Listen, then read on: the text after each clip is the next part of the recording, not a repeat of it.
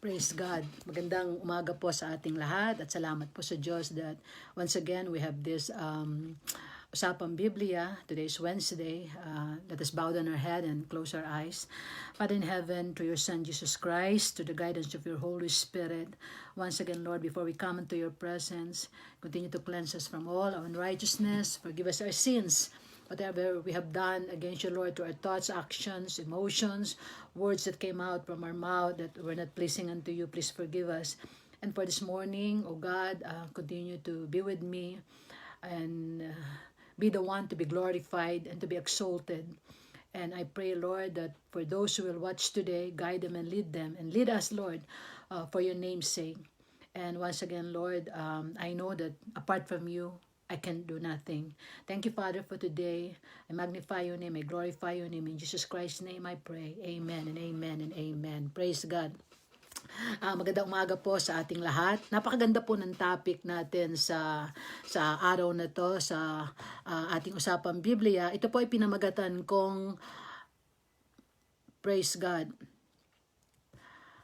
Ito po ay English at ito po ay Tagalog. I hope you don't mind if I could read it in Tagalog and English para po mas maraming nakakaunawa. Okay, I want you to open your Bible to 2 Chronicles 25 verse 1 and 2. Okay, let me open that in my other cell phone. Okay, sabi ko po dito, ang topic ko po ay doing the right thing but not with a perfect heart. Sabi po sa Tagalog, ginagawa ang matuwid ngunit hindi ng sakdal na puso. Okay, basahin po natin ang verse 2 Chronicles chapter 25 verse 1 to 2. Amaziah was 20 and 5 years old when he began to reign, and he reigned 20 and 9 years in Jerusalem. And his mother's name was Jehoiada of Jerusalem, and he did that which was right in the sight of the Lord, but not with a perfect heart. Sa Tagalog po. Sabi po dito, si Amaziah ay may 25 taon nang siya'y, sabi po dito, nang siya'y nagpasimulang maghari at siya'y naghari ng 29 na taon sa Jerusalem. At ang pangalan ng kanyang ina ay si Joadan na taga Jerusalem. Take note of this word. At siya'y gumawa ng matuwid sa harap ng mga mata ng Panginoon, ngunit hindi ng sakdal na puso. Okay, pag-aralan po natin yun mga kapatid. Katulad po ng aking title ay, sabi po dito, doing the right thing but not with a perfect heart. Si Amaziah po, kapag binasa nyo po ang 2 Chronicles chapter 25, siya po ay naghari sa Jerusalem. At sinabi po doon sa mga succeeding verses na siya po ay gumagawa ng mga kasulatan o kaya utos na ibinigay ng Diyos kay Moses. So in short, nagagawa niya po yung kautusan. Pero meron pong minention doon, not with a perfect heart. Why not with a perfect heart? Because nandun din po sa succeeding verses na kanyang ipinapatay ang mga lingkod niya na pumatay din sa sarili ng ama. So meaning to say, sumusunod siya sa utos pinadala ng Panginoon kay Moses, yung maybe the Ten Commandments, pero on the other side of it, pinapatay niya. Ibig sabihin, yung mga lingkod niya na pumatay sa ama niya. In short, siya po ay there's a word, okay? Kumbaga parang lumaban siya dun sa mga taong nagpapatay sa kanyang tatay. Ibig sabihin, there's a word I forgot mga kapatid. Hindi niya pinahintulutan na hindi siya maghiganti. That's the right word, I forgot. Maghiganti. So, ganun din mga kapatid, wala ring pagkakaiba yan. I hope you understand me kasi medyo talagang sensitive itong pag-uusapan natin.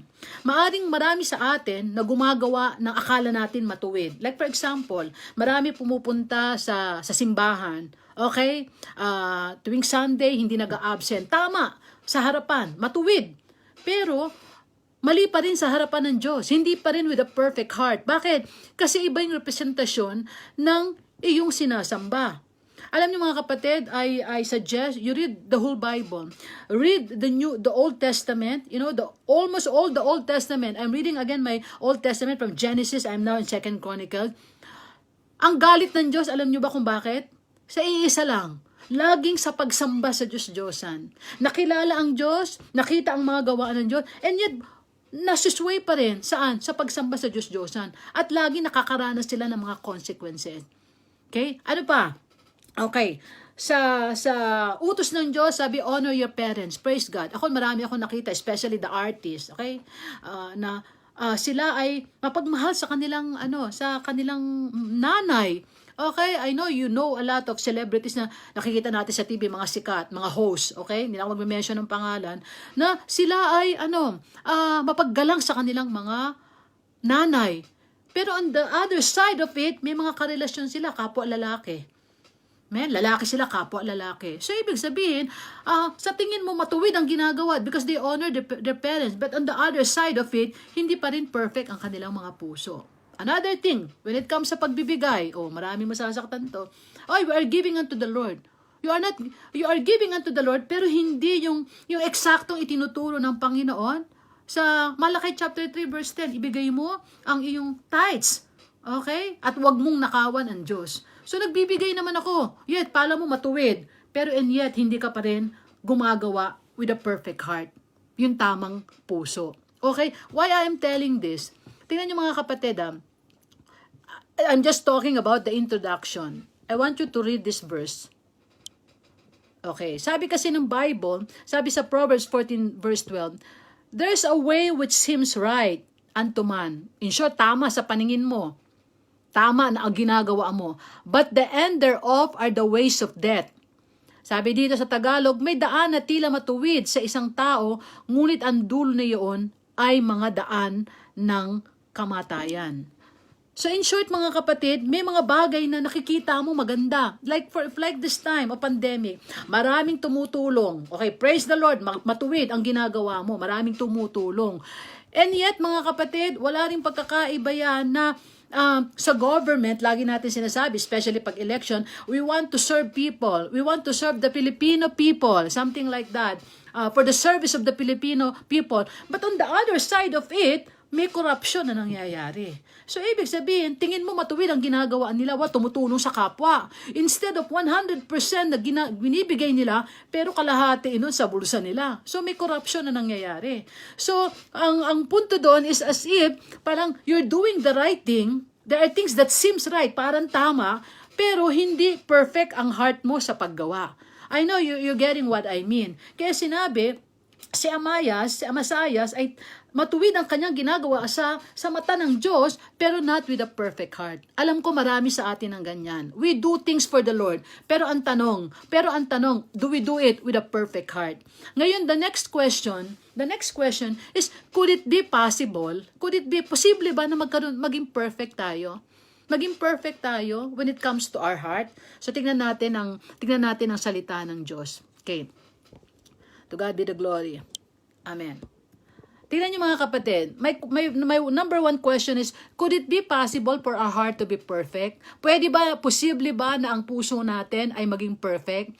Of course, we will rely on the Word of God. I will say yes. If Word is hidden in the heart. Narinig niyo na sa akin ito mga kapatid. If Word is hidden in the heart. Kung ang salita ay nakatago sa ating puso. Tingnan niyo mga kapatid, you heard this from me many times. Sabi dito, Thy Word have I hid in my heart that I may not sin against you, against thee. Ibig sabihin, kung ang iyong salita ay tatago ko sa aking puso upang ako hindi magkasala sa iyo. Take note of this. Di ba pag hindi ka na nagkakasala, it means to say, perfect ka na. I know all of you will say amen. Sa Tagalog ay sinasabi ang ganito, ang salita mo'y aking ingatan sa aking puso upang huwag ako magkasala laban sa iyo. So in short, may posibilidad na maging perfect ka kasi yung salita ay iingatan mo sa iyong puso upang huwag tayong magkasala. And like what I've said a while ago, pag hindi ka na nagkakasala, di ba, perfect ka na in reality. Ngayon, another question is because we're talking about salita, a word, Sabi ng John 1:1, in the beginning was the Word, and the Word was with God, and the Word was God. Nang pasimula sa Tagalog, nang pasimula ay naroon na ang salita ay kasama ng Diyos, at ang salita ay Diyos. Okay, let me explain it. So in short, sabi natin kanina, para ka maging perfect, kailangan ng puso mo may salita para hindi ka magkasala.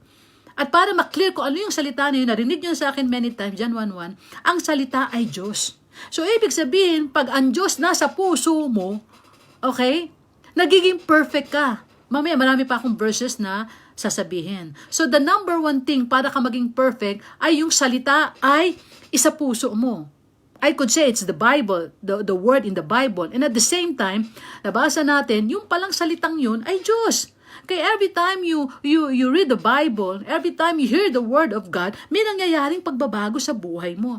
Kasi God wanted us to be perfect. Mamaya babasahin natin yung verse na yon. Okay, another thing that it could be possible for our heart to be perfect, una nga ay yung salita ay ilagay sa puso. Pangalawa mga kapatid ay we can be perfect with the trials. Magiging perfect tayo sa mga pagsubok. Okay, explain that to us, Pastora Lenny. Okay. Tingnan niyo mga kapatid, let us open our Bible to James chapter 1 verse 2. Sabi ko doon sa aking notes is, we can be perfect with trials. I want to remind you, trials is equivalent to perfection. Okay, explain ko yan mga kapatid. Sabi po dito sa English, my brethren, count it all joy when you fall into diverse temptation. Knowing this, let the trying of your faith worketh patience. But let patience have her perfect work, that you may be perfect and entire, wanting nothing. Okay, I will explain later. Sa Tagalog, mga kapatid ko, ariin yung buong kagalakan kung kayo'y mga hulog sa sari-saring tukso. Yamang nalalaman na ang pagsubok sa inyong pananampalataya ay gumagawa ng pagtitiis. At inyong pabayaan na ang pagtitiis ay magkaroon ng sakdal, means perfect, na gawa upang kayo'y maging sakdal o perfect at ganap na walang anumang kakulangan. Tingnan niyo mga kapatid yung verse na ito na ating babasahin. Sabi dito, ibilang mong kagalakan kapag ikaw ay nauhulog sa sari-saring tukso. I want to clear this verse, this sentence. Merong word doon na tukso.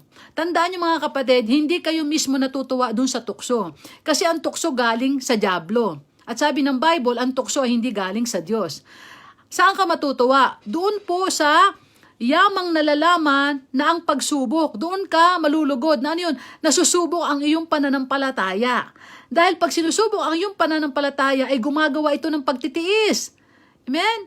Pagtitiis means patience. At si Mr. Patience, meron ding ginagawa sa iyo, ano yun? Upang ikaw ay maging perfect, okay? At sabi dito, perfect and wanting nothing. Sa English, wala ka nang nanaisin pa. Kaya pala wala kang nanaisin na dahil perfect ka na. Bakit ka naging perfect? Dahil doon sa mga naranasan mong trials, and because of those trials, nagkaroon ka ng maraming patience, and patience have its perfect work. And that is what? To be perfect and wanting nothing.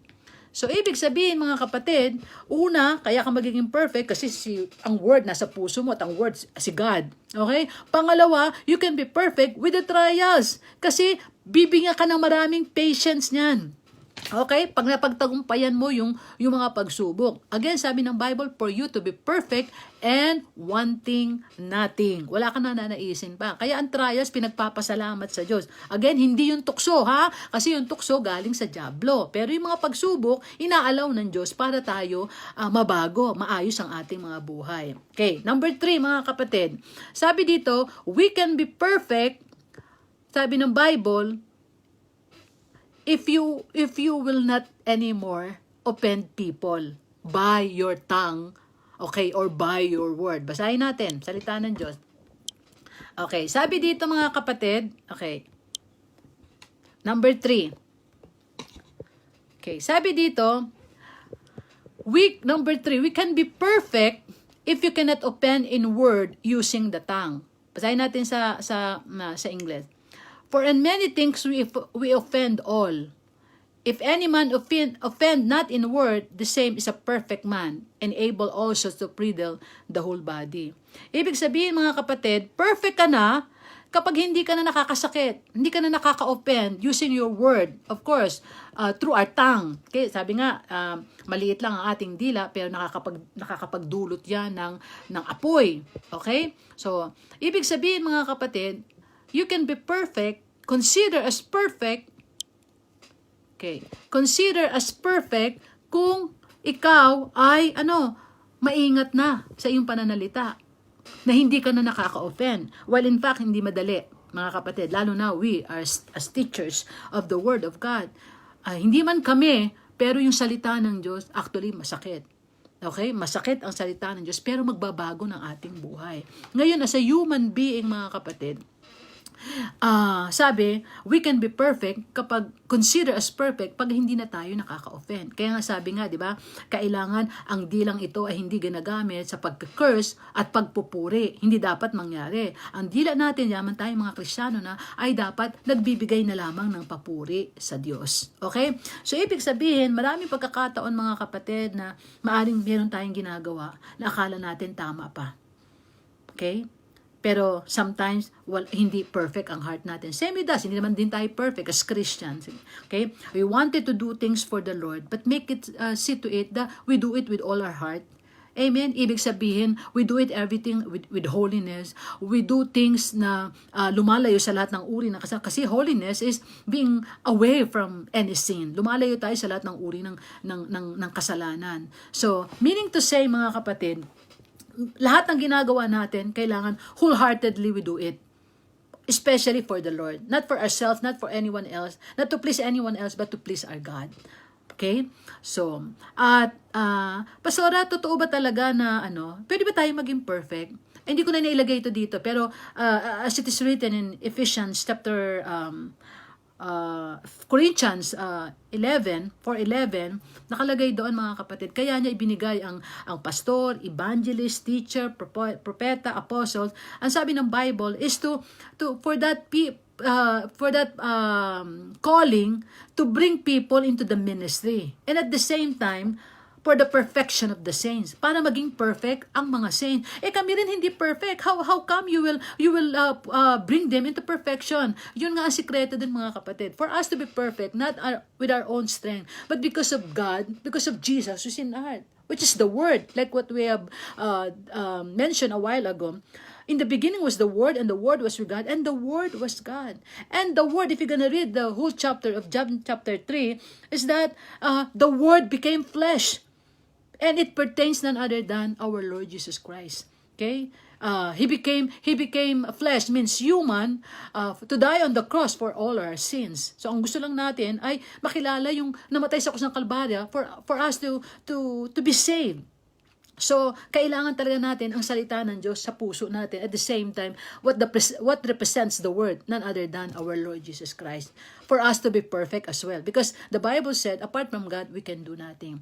Like what I keep on saying, this is only a 15-minute exhortation, Usapang Biblia, and I am now into conclusion. Okay?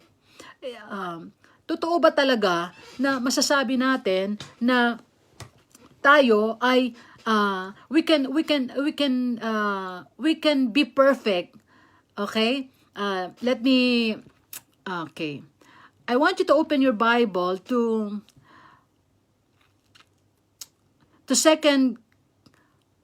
James chapter 2. Okay. For a while mga kapatid, medyo nawala yung aking verse sa Bible, but it's written in Hebrews chapter 6 verse 1. The Bible said, go unto perfection. So meaning to say, pwede pala. Kasi mismo, si Lord ang nasabi, go unto perfection. Okay, I want to clear it up. Because the other cell phone is Kobe's cell phone, so I have to find this Bible kasi hindi ko na isama mga kapatid yung verse na going unto perfection. So please read with me. Okay, I'm looking for it now. So since meron pa tayong mga 3 minutes or 4 minutes to open that verse in the Bible. Okay, Hebrews chapter 6 verse 1. I will read it in Tagalog. Okay. Thank you, Jesus. Okay, please bear with me. I'm looking for the King James Version. Okay, Englishin na lang natin mga kapatid. I will translate it in Tagalog. Okay. Okay, sabi po dito mga kapatid, therefore, living the principle of the doctrine of Christ, let us go unto perfection. Take note of that. Let us go unto perfection, not laying again the foundation of repentance from dead works and of faith toward God. So mga kapatid, gusto ko lang bigyan ng pansin yun yung word na let us go unto perfection. Kasi pag nabasa mo yung succeeding verses, it's about these verses pertains only to the Christian. Meaning to say na we already accepted Jesus Christ as our Lord, God, and Savior. We repented with all our sins. We are already baptized in the name of Jesus Christ. We already baptized in water.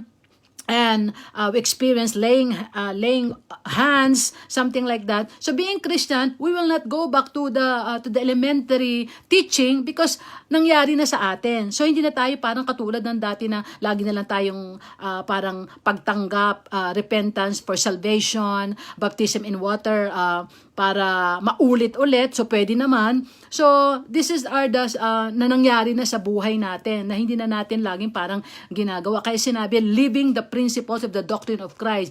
Actually, hindi ito applied na sa atin, kundi applied ito sa mga bago at sa mga kikilala pa sa Panginoon kasi kailangan natin sa kanila i-share yung about repentance, about baptism of water, about baptism in the name of Jesus Christ. The Lord Jesus Christ died on the cross. So maraming bagay. So this only pertains to the Christian ourselves, no? So that's why ang gusto ko lang bigyan ng pansin dito na let us go unto perfection. Okay? The word, again, let us go unto perfection. Meaning to say, mga kapatid, pwede pala. Kasi hindi naman sasabihin ng Lord na go unto perfection kung hindi pwedeng mangyari. So again and again, mga kapatid, katulad ng binasa natin, if we do things, the right thing, we also do it with a heart. Ibig sabihin, wholeheartedly na pwede natin gawin. Okay? So, I hope and pray na naintindihan natin na kapag may gagawin tayo sa Diyos, lalo na sa Panginoon, gawin natin ang buong puso. Okay? Buong puso kasi ang pinaglilingkuran natin ay Diyos. Praise God. So, to God be the glory. Before I go to my prayer, I want to say hi to Mary, my sister-in-law. Hi, how are you? I miss you. Sister Jo, okay, Brother Ronald. And for the rest who will watch this Usapang Biblia later, I hope and pray that in everything we do it wholeheartedly for the Lord. Praise God. Let's bow down our heads and close our eyes. Father in heaven, once again, Lord, we thank you for today. We magnify your name. We glorify your name. Thank you, Lord, for another Usapang Biblia. I hope and pray that we are reminded that in everything we do, Lord, even though we obey you, I pray that we obey you, Lord, 100%, Lord, with the right heart and with a perfect heart, and we do things wholeheartedly, buong puso, Panginoon. At patawad sa mga bagay na aming nagagawa, may maaaring may nagagawang tama, Panginoon, pero on the other side of it, hindi pa rin buong-buo ang puso namin sa paggawa ng mga bagay na pinagagawa mo sa amin at mga bagay na dapat namin gawin, Lord, especially with your commandment, with your statutes, O God, hallelujah, with the things that you wanted us to do, O God. Help us to do it wholeheartedly. At sa magandang umagang ito, Lord, once again, we thank you, Lord, for this Usapang Biblia. I hope and pray that everyone who will still watch later, Lord, pagpalain mo sila, ingatan sa lahat ng kaparaanan. And at the same time, Lord, may these verses and Usapang Biblia reminded us, O God, that we need to obey you, that we need, Lord, to do things wholeheartedly. Patawarin mo kami, Panginoon, kung sa mga pagkakataon na hindi namin nagagawa. But Lord, this morning, we thank you, Lord, for another word of enlightenment to remind each and every one of us. And again, Lord, I pray that you continue, Lord, to bless each and every one of us. Thank you, Lord, for the strength. Thank you, Lord, that we are far from any sicknesses and illnesses, especially, Lord, from COVID-19. We thank you, Father, for your protection, for the protection of your angels, and for the covering of the precious blood of Jesus upon each and every one of us. And once again, Lord, we are praying for the whole world, Lord. I pray that you may stop the coronavirus so that we go back to our normal life. They keep on saying that we will not go back to a normal life, Lord, but there's nothing impossible unto you if we just pray, oh God, and we pray it, Lord, in faith. I know, Lord, there's no impossible unto you. We can ask anything in your name, and you said in your word that you can do it, oh God.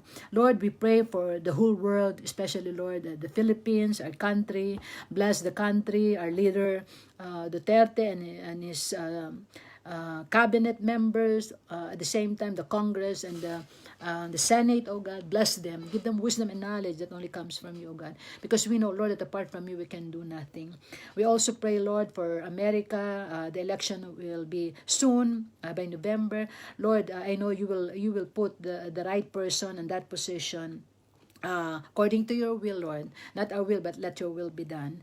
Have a peaceful election in America, and we are also praying, Lord, for Japan, the new elected Prime Minister Suga. Bless him, Lord, give him wisdom, and I pray that there will be many more Japanese who would come to you as their Lord, God, and Savior. Have mercy upon Japan, oh God. This country could be a perfect place to live in, but Lord, one thing that is missing, knowing Jesus is their Lord, God, and Savior. You said, Lord, blessed is the nation whom God is the Lord. Lord, hallelujah. We are also praying, oh Lord, for the Asian countries, for the European countries, for the Muslim countries, oh God, and even the UAE, Lord. I pray for Israel. Give peace to Israel. Continue to bless your nation, Israel, a holy nation that is called by your name. And bless them, oh God. Hallelujah. And Lord, my prayer is when you come anytime, Lord, help us, Lord, that when you come, we are doing your will, because you said in your word, Lord, not everyone that call upon the name of the Lord, will be saved, but only those, Lord, who do the will of the Father in heaven. Lord, thank you that you have chosen us to have faith in you without spot and blameless. But I pray, oh God, that each and every one of us could do your will, Lord, could do your will to the detail, that we could obey your commandments to the detail, because that is what you wanted from us, Lord, to be obedient unto your word, obedient to your commandments. Oh Lord, help us, oh Lord, to do things that you wanted us to do for your glory. And for this morning, again, Lord, we thank you for Usapang Biblia. This is just a 15-minute exhortation, and at the same time, Lord, maybe 15 minutes prayer. I pray that continue to bless the whole world, Lord, especially that there's a pandemic. Continue to guide and lead and protect all the frontliners, the doctors, the nurses, and the men and women in uniform, all the people that always going out to work, bless and protect them, oh God, with your loving kindness. I pray also for those simple security guard, sales ladies, oh God, people in the pharmacy, the pharmacists, oh God, those who are delivering food, and at the same time, Lord, who's always going out to help people, especially, Lord, in this time of pandemic. I pray that you bless each and every one of us, Lord, especially for those who are celebrating their birthday. May Ate bless her life, guide her and lead her, and for your name's sake. And bless each and every one of us, oh God, our families, our loved ones in the Philippines. May you continue, Lord, to deliver them from any harm, from any accident, from any illnesses, and all our loved ones all over the world, oh God. Father, we thank you for today. We magnify your name, and help us, Lord, to make ourselves healthy, so for us to be able to fight the virus. But we know, Lord, that we are protected by your angels, and we are covered by your precious blood. Father, we thank you for today. We magnify your name. We glorify your name. In Jesus Christ's name we pray. Amen and amen and amen. Praise God. To God be the glory. Salamat po sa mga nanood. Magandang umaga po, Sister Nancy, good morning. At in this Usapang Biblia, this is all for the glory of God. To God be the glory. Amen and amen.